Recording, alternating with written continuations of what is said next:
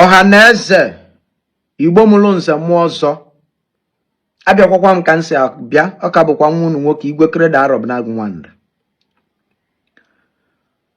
Okwu m bịara tata ka ntinye ọnụ wụ iwe gbasara Evangelist Ebuka Obi. Nke izizi m bịara ikwu na nọmba 1.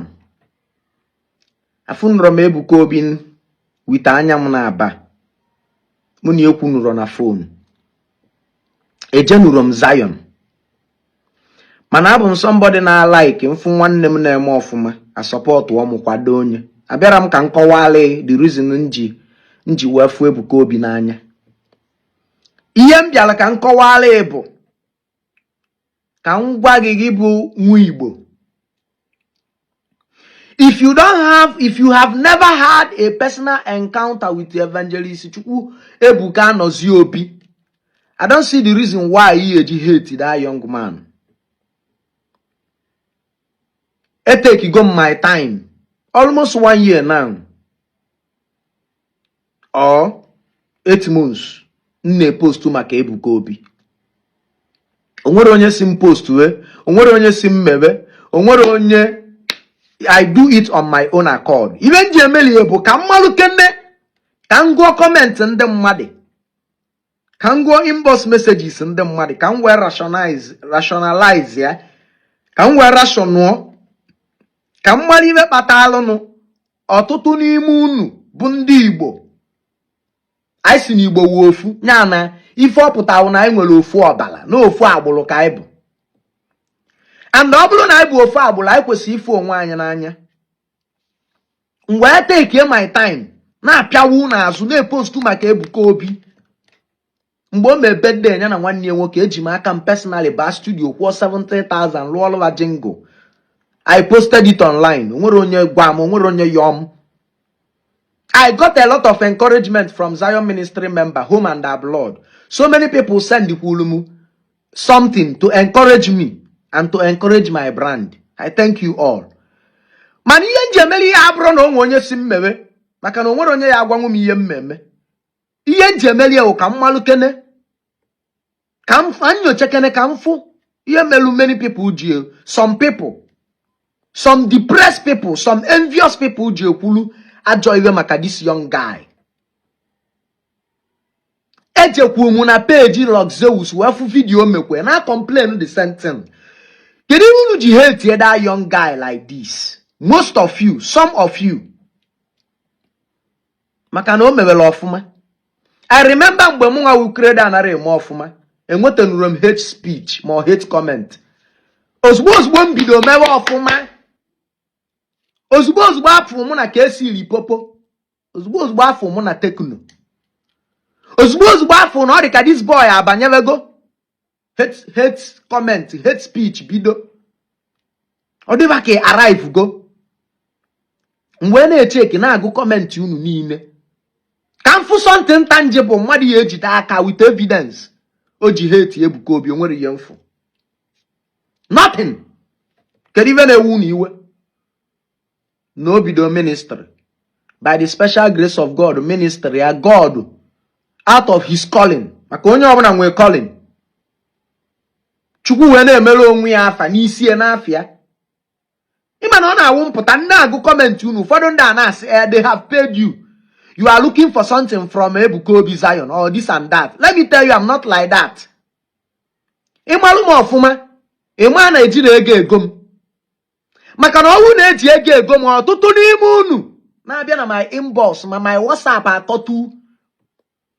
Ọtụtụ n'ime unu na-asị m ọgụgodo ofu video m mee kọtọ Ebuka Obi. N'unu ya akwụ ụgwọ, unu aka ama na ihe awụrọ matter of ego. Ọ bụrụ matter of money. Ọ bụrụ matter of money.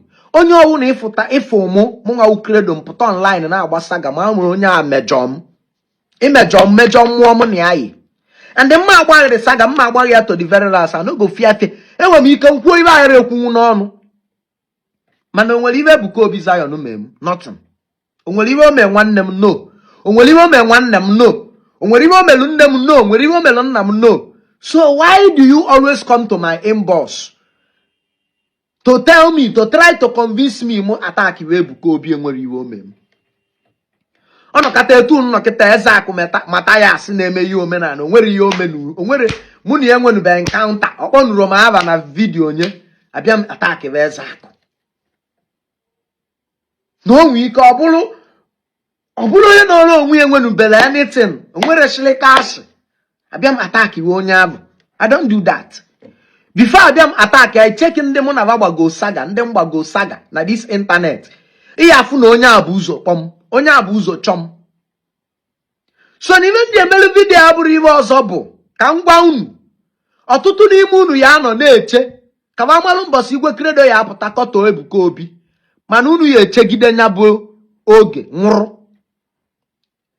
Unu ya echegide nya bụ oge mee gịnị nwụrụ.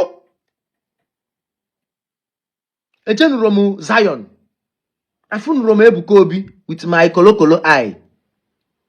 Mụ na ekwu nụrụ na phone. Man, I love that guy. With respect for himself. And he does his things his way. And my go comment you rinne. I'm an entertainer. Nobody will tell me onye may use my God-given talent. I will know God in that talent. Then I can still praise God with that talent. I can still appreciate the blessings of God on the life of a human being like Ebuka Obi with that talent. The ba ya gbaluzo were mgbo ya rechi. Mana unu agbakata ga Ebuka Obi mgbaka unu ma ama uzu owere ya echi okwere echi. Igbugide Ebuka Obi ikputu onye ma so many people na benefit from his platform, from his brand. Man ndị employed, man ndị na-enwete gracia. Man ndị ona, oh, even God in heaven will not allow that to happen. The likes of Ada Zion, Ebuka Obi Zion, Chinya Ludoma. I will mention but few. Agwa souls how to go for Christ. You will see the reason why God will not allow them to fall. Why God will not allow you to put them to shame. I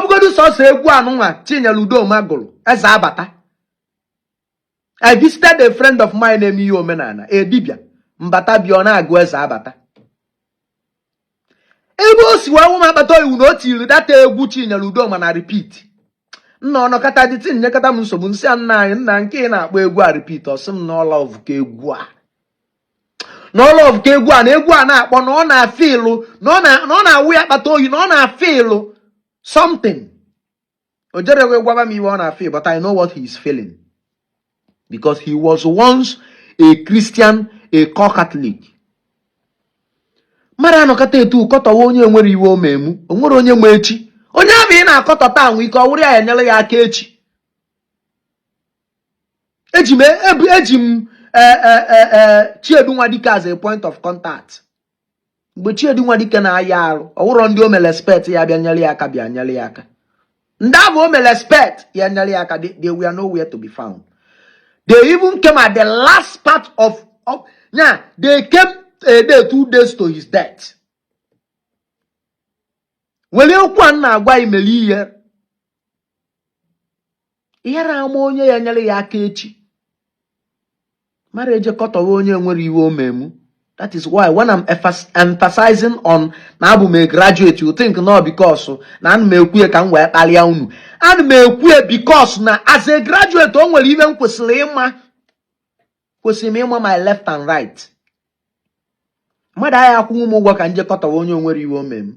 How much we go nwa? Highest 1 week, 2 weeks die ga agwụ. I weli ego iPhone 16 Pro Max ọgwụ. Many of you nwere shame ịbata na my inbox na akọgheri agba. Muje attack Evangelist Ebuka Obi. For what? Na gịnị me? Kedu ibe the young man me unu? Ibe aka Yozewusu na ajụ. Kedu ibe Ebuka Obi mere unu? Ka njụ ọnụ.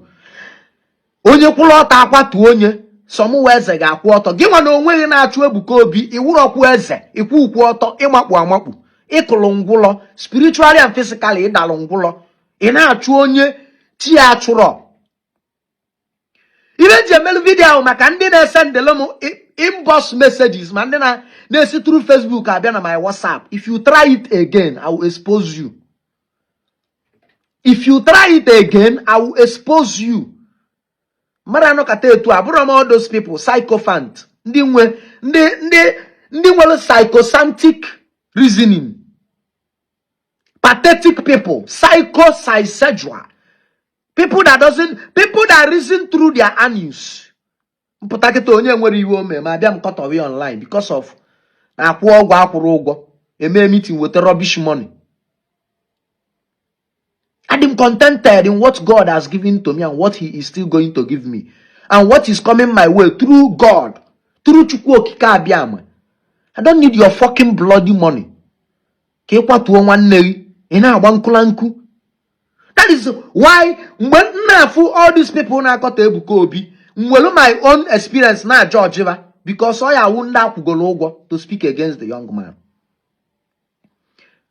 Christians, your mission will Toyota souls for Christ, not to fight war for the Lord, for Christ. Your mission will imalo platform or angle or dimension or imalo kiyesi Toyota Christ's soul. Converting people to Christ. That is the mission. Your mission abroad because you were 1 naira reputed chovandi iyaku kababia kotowa a fellow Christian not in the same mission with you to convert souls for Christ. Then the traditionalist ndo menana unu welega. I am very very happy na most of you echagaligo rapu Ebuka Obi. Maka unu ayare emenwu iwe omenwu.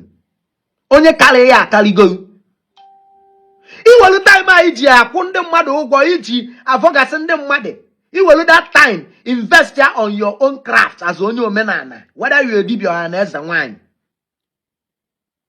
Iwelu that time and that money iji egoyeli bloggers na ndị ndeyeli na ndị nkọtọli. Tinye invest ya on your own self, on your own personal self. Emegom some empty investment on people. Emegom investment on people. Onwere iwe bala alumulu omutara iwe. Man investment on myself na amutalu mi iwe. Emegom investment ya mature in the next 5 years, 4 years, 6 years, 10 years on myself and my family, my son. Man ambo investment on another person or another human being. Owu na onye abu na-eme investment on akotorom okwu aja okwu makam ma obido gbawa m wo. Obido choba ka ogbuli isi ka isi ewelia maka onwe ndị believe na isi ya ada ka isi welia. Mana ibe nchọrọ ịgwa unu today bụ fie na saa na abọ n'anya. Echete m mgbe nna agwa eke hit rapu Ebuka Obi na onwere ibe this guy mee. He has never called your name. Onye ekwugodu native doctor, he is generalizing it. Okporo afa gị. Ibe ihe medebe azụ onye ọdịnala wu native doctor we mind your business na-eme your thing. Ndị believe in you ba na-ewetara ihe gị na-eliju abụ. Oma continue. After everything, he later asked for forgiveness. Ebuka Obi gbayalia. Na nwunye nwere issue. Mụrụ nwa n'ụlọ ọgwụ, gọọmenti ji eke hit. Nwunye mụọ nwa n'ụlọ ọgwụ. Ngwa na 80% of ndị tụrụ ego for that family wu ndị Zion yara ekwete. 80% of ndị tụrụ ego for nwunye eke hit wu ndị Zion. Because of a selfless service. We should always do things that will convert people's negative mind towards positivity. That is why we are humans. Oh, that is part of the mission God did you create.